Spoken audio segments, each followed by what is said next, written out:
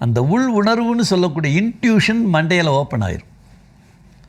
Open ஆயிடுச்சுன்னா புதிய புதிய கருத்துக்கள், புதிய புதிய செய்திகள் அலை அலையாக வந்து விழுந்துக்கிட்டே இருக்கும்.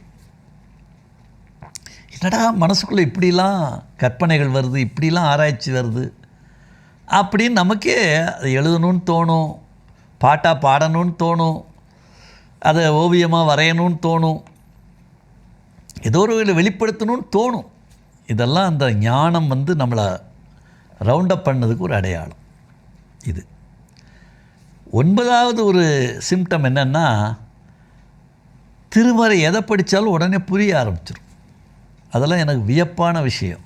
வள்ளல் பெருமான் சொல்லுவார், ஈசன் உள்ளே வந்து ஞானத்தை இறக்கிட்டார்னா ஒரு பெரிய பாறை வண்டி ஒரு கண்டெய்னரில் நீ இருக்கிற புத்தகத்தில் இருக்க அத்தனை கருத்துக்களையும் ஒரு